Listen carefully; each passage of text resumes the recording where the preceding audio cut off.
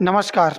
मैं Dinesh Sahu sir TO workshop calculation and science Symbiosis ITI के YouTube channel पे आपका स्वागत करता हूं। आज हम वर्कशॉप कैलकुलेशन का एक ऐसा टॉपिक करने वाले हैं जो बहुत ही अहम है हमारे इसके लिए। तो आइए स्टार्ट करते हैं इसे।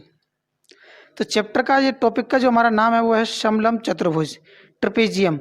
इससे पहले हम 2D के काफ़ी वीडियोस कंप्लीट कर चुके हैं जिनके अंदर चैप्टर वाइज हमने कवर किया है, टॉपिक वाइज सभी टॉपिकों को। आप डिस्क्रिप्शन में लिंक मिल जाएगा आपको, उन्हें आप देख सकते हैं।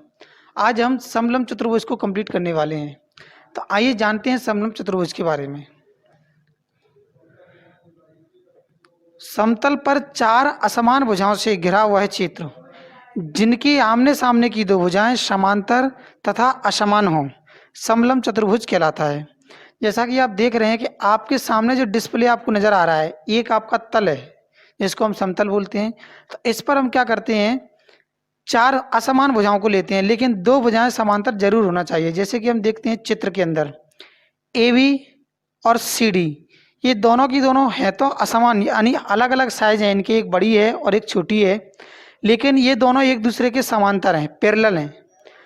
और ये जो दो भुजाएं हैं कौन कौन सी, ए सी ए डी और सी बी, ये दोनों भी असमान हैं, अलग अलग हैं, असमान है। यानी चार भुजाएं होंगी, चारों की चारों असमान होंगी। ठीक है। तो ये यहाँ से यहाँ तक ये हमने हाइट माना है, ए से बी तक पहली साइड को हमने ए मान लिया है, सी से डी तक हमने दूसरी साइड को बी मान लिया है। क्यों मान लिया है, इनकी जरूरत हमें पड़ने वाली है। तो आइए आगे और जानते हैं इसके बारे में। तो जैसा कि ये चित्र हम अभी भी देख चुके हैं, अब देखिए सबसे पहले ए जो हमने माना हुआ है, तो ए और बी समलंब चतुर्भुज की समांतर भुजाओं की लंबाइयां हैं। जैसे कि यहाँ से यहाँ तक ए और सी से डी तक बी, ये हमारी क्या है, समांतर जो भुजाएं हैं इनकी लंबाइयां मानी गई हैं। एच जो है वो हमने माना है इसका क्या, समांतर भुजाओं की लंबवत दूरी, यानी इन दोनों के बीच की बिल्कुल जो दूरी है वो कितनी है, एच। चाहे इस पॉइंट पर आप मेजर कर लें, चाहे इधर मेजर कर लें, चाहे इस पॉइंट पर मेजर कर लें, आप इनके बीच में कहीं पर भी मेजर कर लें, ये एच दूरी ही रहने वाली है। इसको हम अक्षांश भी बोल सकते हैं। अब इस प्रकार से इसका हमारा जो निकल कर आता है वो निकल कर आता है कि समलंब चतुर्भुज का क्षेत्रफल का फॉर्मूला क्या बनेगा। तो फॉर्मूला जो बनता है हमारा वो बनता है 1/2 दोनों समांतर भुजाओं का योग, यानी A B plus C D, इन दोनों भुजाओं का योग करना है और ब्रैकेट को क्लोज कर देना है, इनटू हाइट। हाइट ऊंचाई कितनी है इसकी, जो भी हो, एच माना है तो एच, या इसको हम इस फॉर्म में लिख सकते हैं या दूसरे फॉर्म में लिखेंगे तो इस फॉर्म में लिख सकते हैं। जैसे 1/2 ए प्लस बी, ये वाली साइड ए हो गई, ये साइड बी हो गई, यानी हम बी प्लस ए भी लिख सकते हैं, इसमें कोई गलती नहीं होगी, इनटू एच। आशा करते हैं सब कुछ समझ आ चुका होगा। ये इसका नाम है समलंब चतुर्भुज। आइए आगे चलते हैं, अब इसकी अभ्यास करते हैं अभ्यास प्रश्नों में। तो सबसे पहला जो क्वेश्चन निकल कर आता है वो क्वेश्चन आपको लिया गया है कि एक समलंब चतुर्भुज की समांतर भुजाएं 85 mm या मिलीमीटर तथा 60 mm है और इसका अक्षांश 35 mm है, तो क्षेत्रफल ज्ञात कीजिए। जैसा कि हमने अभी अभी चित्र में देखा था, हम जानते हैं कि समलंब चतुर्भुज जो होता है उसका क्षेत्रफल क्या होता है, 1/2 समांतर भुजाओं का जोड़ इंटू हाइट, यानी ऊंचाई। चित्र हमने ये देख लिया, अभी अभी बनाया था, वही फिर से हमने बनाकर डिजाइन कर लिया जिससे हमें आसानी से समझ आ जाए। तो यहाँ मान सकते हैं ये वाली जो साइड रही होगी ये कितनी रही होगी, 85, और ये वाली साइड रही होगी ये कितनी रही होगी, 60। एच का वैल्यू कितना दे रखा है, 35। हमने बताया था कि इसको हम ऊंचाई तो बोलते ही हैं, साथ में अक्षांश भी बोल सकते हैं। जैसा कि इस क्वेश्चन में आपको ऊंचाई ना लिखते हुए उसने अक्षांश के रूप में आपको दर्शाया गया है। अब हम क्या करते हैं, यहाँ पर वैल्यू को पुट कर देते हैं। देखिए 1/2 एज इट इज आ गया, इनटू समांतर भुजाओं का जोड़ 85 ये वाली भुजा थी, 60 ये भुजा थी। इन दोनों भुजाओं को अगर हम जोड़ दें तो जोड़ने पर ये जो निकल कर आएगा ये आ गया कितना, 5, और ये आ गया हमारा कितना, 14, तो 145। और बात की जाए इसकी ऊंचाई की या अक्षांश की, तो अक्षांश में कितना दे रखा है, 35, 35, तो 35 पुट कर दिया।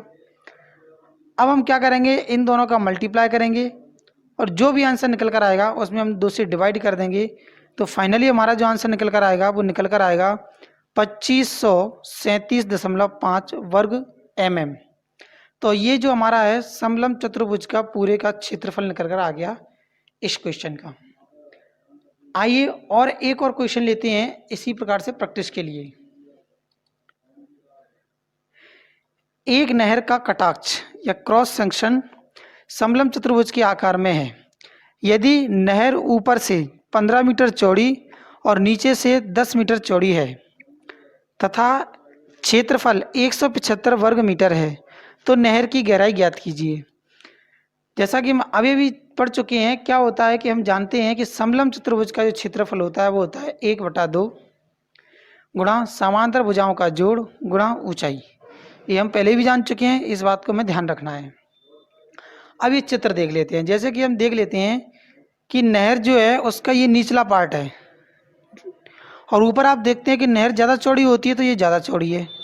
लेकिन इसका अगर हम क्षेत्रफल निकालें तो क्षेत्रफल में कितना गिवन है क्वेश्चन में 175 मीटर वर्ग मीटर दे रखा है। पहले से ही हमें क्षेत्रफल इसमें गिवन है, फिर भी हम जो कोई फॉर्मूला लगाने वाले हैं वो इसी का लगाने वाले हैं क्षेत्रफल का। क्यों? क्योंकि हमें ये वाला डी मान लें या एच मान लें या अक्षांश मान लें, इसे हमें फाइंड करना है गहराई को, क्योंकि ये वाली चौड़ाई हमें दे रखी है, ये भी चौड़ाई दे रखी है। हम पुट कर देते हैं यहाँ पर। तो आपने देखा 1/2 एज इट इज आ गया AB plus CD into D, क्योंकि ऊंचाई को हमने यहाँ पर क्या माना है डी माना है, इज इक्वल टू क्षेत्रफल कितना हमारा 175 जो कि क्वेश्चन में हमें गिवन है। पुट कर दिया। अब क्या करेंगे हम इसको सॉल्व कर देते हैं। यहाँ पर वैल्यू को पुट कर दिया। AB का वैल्यू कितना दे रखा है 10 एज इट इज पुट कर दिया। CD का वैल्यू कितना है 15 पुट कर दिया। D का वैल्यू हमें फाइंड करना है क्योंकि गहराई तो हमें ज्ञात ही करनी है जिसको हमने D माना हुआ है और ये हमारा 175 है। तो इन दोनों को हम ऐड कर देंगे। ऐड करने पर ये हमारा हो जाएगा कितना 25 को हम इसके नीचे भेज देंगे। ये भेज दिया इधर। ये 175 है, इस 2 का हम गुणा कर देंगे इसमें तो ये आ गया यहाँ पर। अब 25 से हम इसको कैंसिल कर देंगे 175 को, तो ये 7 बार चला जाएगा आपका। तो ये आ गया 7, 2 का गुणा कर दिए तो कितना आ गया हमारा ये 14 मीटर। एज इट इज पूरा का पूरा क्वेश्चन समझ में आ चुका होगा।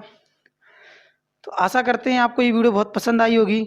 अगर आपको पसंद आई है तो लाइक शेयर ज़रूर करें और हमारे इस चैनल से जुड़ने के लिए अगर आपने अभी तक चैनल को सब्सक्राइब नहीं किया है तो सब्सक्राइब कर लें और पास में दिए गए बेल आइकन पर क्लिक करें जिससे हर एक वीडियो का नोटिफिकेशन आपके पास सबसे पहले पहुंच सके।